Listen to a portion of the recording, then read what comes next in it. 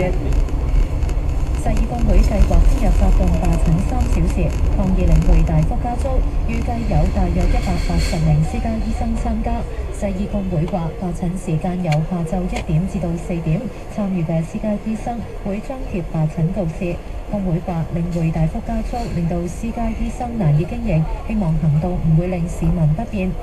食物及衛生局局長周一嶽話，政府有同領匯溝通，相信領匯關心租戶以及病人，呼籲私家醫生唔好罔顧病人需要。立法會三讀通過修訂入境條例，修例之後，非法入境者，包括尋求庇護嘅難民，喺等候甄別期間唔可以喺本港工作，否則觸犯刑事罪行。保安局局長李少光話，修例可望打擊非法入境者，以申請酷刑聲請為理由喺本港做黑工，以遏止偷渡潮。不過民主黨同公民黨認為修例唔能夠解決問題。本港向廣東提出減少輸送東江水，以舒緩旱情。廣東話暫時冇需要。水務署署長馬利德話，本港每年取水量只係佔東江總體流量3%，加上取水點位於東江中下游，即使本港減少取水，對舒緩粵北同粵東嘅旱情作用唔大。本港會同內地保持密切嘅聯繫，配合內地調度水流量。馬利德話，本港水塘目前嘅儲水量有能力應付到出年雨季之前嘅需求，不過希望市民居安思危，節約用水。轉睇下財經消息，英國股市100指數報5295點，升64點。美元對其他貨幣嘅賣價：港元7.75，日元89.98，英鎊1.666，瑞士法郎1.005，澳元0.931，加元1.046，新西蘭元0.741，歐元1.503。天氣方面，預測本港地區今晚同聽日嘅天氣多雲，有幾陣雨。聽日天氣顯著轉涼，氣溫介乎21至24度，吹清勁東風，離岸海域以及高地間中吹強風。展望隨後嘅兩三日，氣溫進一步下降至15度左右。時速每分26度，相對濕度79%。香港電台新聞簡報完畢。FM 94.8至96.9，香港電台第二台。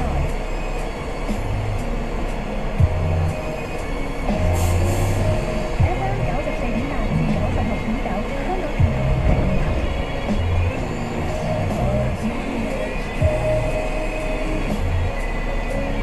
FM 94.8至96.9，香港電台第二台。主持龍夢啊！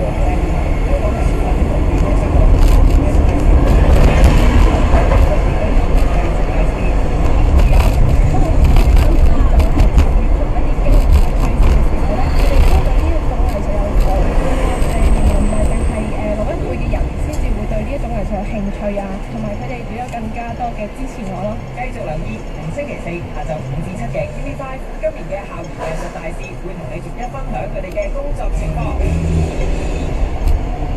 香港電台第二台為政壇培育人才。我係第2期嘅政壇新秀葉浩然，我而家係 Y 科嘅召集人。我係第5期政壇新秀黃永傑，而家係新界社團聯會嘅理事。呢個世界邊個能夠把握到機會走出嚟㗎啦？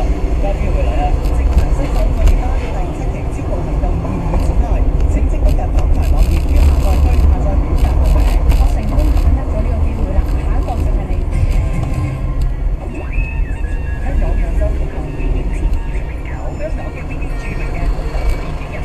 講到香港嘅獨立電影發展，當中有啲名字大家都會好熟悉，好似60年代就出現咗一個由一班電影愛好者所組成嘅大學生活電影會，簡稱大影會。